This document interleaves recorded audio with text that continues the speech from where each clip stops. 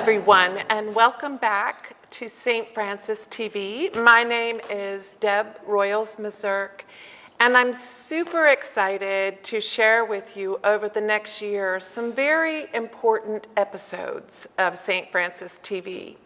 We will be interviewing people who worked together to bring St. Francis of Assisi Catholic Church to the North Raleigh area. So the founders of our family here. To begin this series of interviews, we will begin the first one with Judy Barton, who has been here since the church began. Share a little bit with us about the history of St. Francis and how you were a part. Well, I came here from England, transfer from my husband's job assignment overseas, and we were looking for a Catholic church. So we looked in the telephone directory and found, I think it was St. No Raphael. website stuff. So, yeah, St. Francis, I think, St. Raphael's, I guess it was. And we called them up, and they said, "Oh, gee, maybe you'd be interested in going to the new church that they're forming up in your area up there." Sound great. So we did, and we got in touch, involved, and stuff like that. And it was wonderful in the beginning because everybody was so happy that we had a church up in our area. Because until that time, there had been no Catholic church up in this area that was developing at a rapid pace. Right, exactly. There was only the cathedral and St. Raphael's, I think. The cathedral, which was in downtown Raleigh at the time.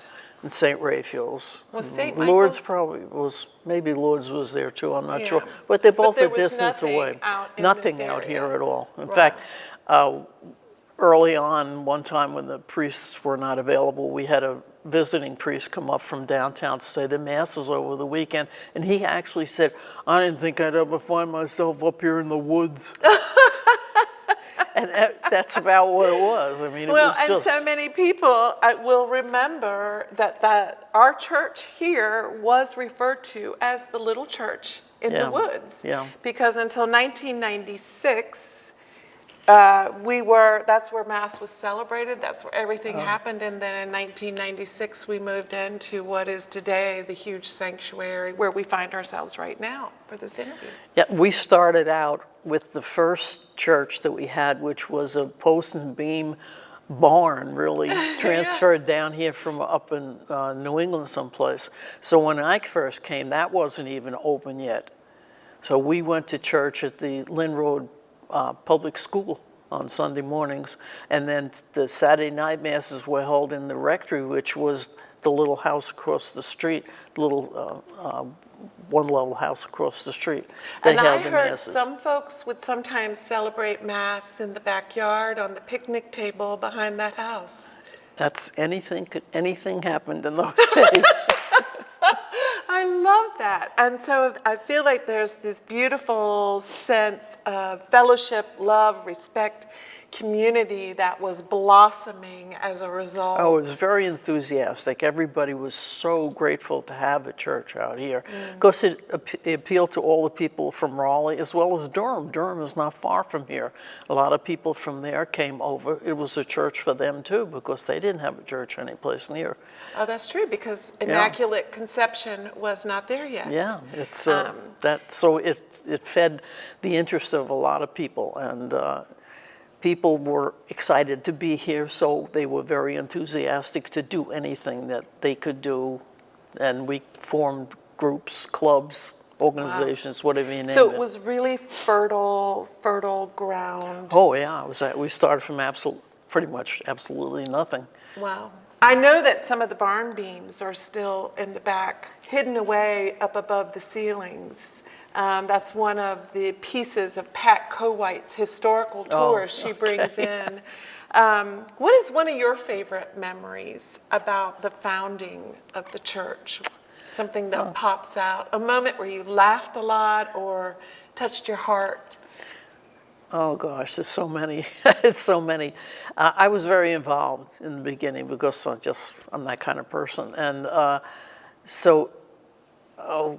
when I think about forming some of the first committees that we were on, you found people that you never even knew existed. Like I had the communications committee at one time, and we found this fellow that was a professional filmmaker. Oh, that's nice. Well, we used him. And he was a part of He was St. in the parish, yes. Oh, He still wow. is. He's still here. Oh, But I mean, wow. we ran into all sorts of people that you would never run into, and at least I would never run into in my normal life. So this was a lot of fun. You got to meet a lot of people, and everybody was happy because they're all happy to be here. And it sounds like those Holy Spirit endowed charisms that we've been speaking about a lot with regard to called and gifted were showing up in such an incredible, fruitful way to make this community. I often say God's timing is perfect. I truly believe that, and God's timing was so perfect around the beginnings of this church and all the talent and just vibrant energy around that. What is it like to be a founder of something that becomes this? It's huge, it's massive. When I was the director of stewardship, people would come in and go, I get lost, I can't find my way around this campus. So it must feel amazing, or it must have this sense of pride with regard to what you did as a founder, what happened as a result of being a part of that group. Well, you don't think of yourself as being a founder or anything like that, but it was just, I was very happy to have the opportunity to get involved in a church like this. And I think everybody else was too that came along. And we then set up an attitude and atmosphere that was very good for all of us, because we all wanted it so much that we happily did all sorts of things. And there was never conflict or anything like that, because everybody was always helping everybody else out. And you found yourself doing all sorts of things that you never did before either. Of the many ways that I feel like Christ showed up in our history and our beginnings here, one of them is the ways in which Holy Name Province worked with us to bring the friars to the community. And so David McBriar, Father David McBriar, who was here in the beginning after John English, correct? What was that like? Father Jim English was a great person. He real talented guy, one of the best homilists that I've ever heard. And he had been previously in Washington, D.C., so he knew all these famous people.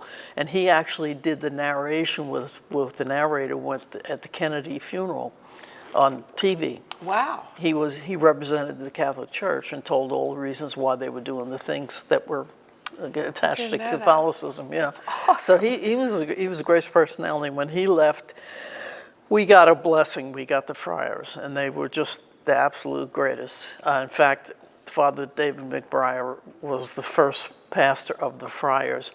And we've been here now 40 years, and I just communicated with him yesterday he's up in New York now, so we have kept in touch even since he's been long gone. He and my husband were good friends. But the influx of the friars, it was my first experience with friars. I grew up in St. Francis of Assisi Church in Ridgefield Park, New Jersey, under diocesan priests. And here I end up in St. Francis of Assisi Parish here in Raleigh, North Carolina, and we got friars. This was a whole different thing, entirely different thing. They had their whole attitude was different, and we loved it. We loved it. And David saint on earth, great man. Yeah, every time I go to New York City for whatever, whether it be for business or travel, I always try to go by and see Father David. And most recently I saw Father Dan, which was just wonderful to be able to connect with and talk about, where we are now, what's happening, and to maintain those ties, which I think, because of the ways in which the church was founded, with all that love and energy, you can't break family ties like that. We created a family here that's built on that rich legacy of love and respect and wanting to find Christ together and feeling called as a community. And it's just amazing to sit back and just see that in everything that it's rendered. If you could give a message to new parishioners, to young people who are coming to St. Francis today, what would be the message? I guess the thing I think the most important is that you not only come and attend Mass on Sundays, but you get involved. Mm-hmm. Get yourself involved. We have a wonderful program, lists pages and pages of things that are going on here at St. Francis. Get in there, look, see what might interest you, an area of interest or something like that. Call that person up, say, gee, I'd be interested in working with you on this or something like that. But there is something for everybody, Yeah. whether you're a kid, a teenager, you're old timer like I am, or anybody, there is something, and you're doing good work, and it's God's work that you're doing, and you're doing it for God and for yourself. It's a good way to meet people. It's a good way to get to know all the people in the parish. It's great. And you were such a great example of staying involved, engaged, doing the good work that needs to be done so that God's word and work and the needs that people have are being met. You're still singing, you sing in the choir. Yeah, right. And what other ways are you involved? Well, basically nowadays, my biggest thing is the involvement with the choir. I've been singing in the choir for 40 years. It started out with one of the members of the parish, Frank Casey, when we were meeting in the Lynn Road Elementary School on Sundays. He decided he could play the piano. So he played the piano. His wife and his daughter and 2 or 3 of us formed the choir. That's how we started 40 years ago. Since then, we have had about maybe a dozen music ministers, and people don't realize that, but we have had many music ministers, very, very talented people. Yes, we're extremely. very fortunate, very talented people. Yeah. And it's been great. It's been great, you know. So, and I know you were saying before we began the interview, if one of the ways you want to get involved, if you're a singer, sounds like the choir as we come back from COVID, that would be a way to get involved. So get in touch with Jim Wall and come sing because, we're not a way of praying. We have some very talented singers. We have some ex-professional singers, but we have an awful lot of people that just like to sing. Yeah. We have people who have never sung in a choir in their lives. Others, they haven't sung since they were in high school choir, a grammar school choir or something like that. So you don't need a mass amount of talent. You don't have to be able to outright read your music. But if you come and you want to and you can sing, boy, we'd love to have you. Yeah, and then when you get all those beautiful angelic voices together, whether you're trained or not, the sound often is just incredibly beautiful. I am deeply grateful for our friendship. I've known Judy since '97. It's been a long time. Mm-hmm. Yeah. I'm not a founder, but one of the most beautiful things that happened when I first came to St. Francis, I think I was pregnant with my second son, Noah, when I officially started singing in the choir. And I was so loved and enveloped and embraced and taken care of as the newbie in 1997. So I am deeply grateful to have been embraced by your love and to have been embraced by the love of this community and the ways that it brought me in. I'm deeply grateful to the ways in which we have continued to be able to do that as community or work to do that, to bring people in and make them a part of our family, whatever that means. I mean, you don't have to have a special talent to be a part of this parish. Mm-mm. Of course, there is literally something for everybody. Mm-hmm. If you can't sing, you can't play music, you can't write stories, you can't, do all sorts of things. You can talk, you can visit people, My husband and I did that for several years. We would go around to all the various homes and medical places if somebody from the parish was sick or somebody was in one of those homes. Just sit and talk with them for half an hour. That's great for them. It's great for you too. And I love that because that became the beginnings of some of the ministries we do today, sitting and speaking to people who can't get out, or who may be sick, has now gone on to become ministries that actually do that work intentionally. So finding the heart and the mind to make that happen in the beginning. And you don't need a special talent. Yeah. Remember that. We're not Get just involved, looking for talented people, you know. Do you like to work in the garden? Hey, we've got a gardening group. You know, you name it, we've got it. So there is outlet for anybody, anybody who just cares enough, wants to get interested. And it's the best thing you can do. Well, and it's all a part of being of this community that is graced by God's presence. And so to be here is to be in prayer. To be in the garden working is to be in prayer with God, is to be doing God's work, to be singing in the choir. So whatever folks find here where they can engage brings them into that relationship with God just a little tighter. It's good for the church and it's good for you. What would be your advice as we continue to move forward? Well, there's some things that we can affect and some things as parishioners that we can't affect. Right. So of the things that we can affect, I think your enthusiasm and your willingness to be a part of it is the key. Yeah, I agree with that. And because that was a part of the beauty of the beginning, right? Is the willingness, the eagerness, the desire, the passion. Yeah. You know, there's a quote, passion is an unstoppable force. And so I think for us to continue to claim our passion around being a community of calling, answering God's call, doing Christ's work out there, that's really wonderful advice. When we have had these leadership changes, that's always been a big change for the parishioners. When we went from Father English to the friars, there were not the massive number of people that we have today.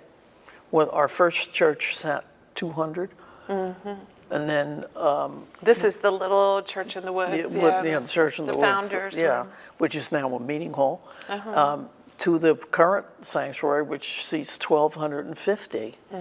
That's a big difference.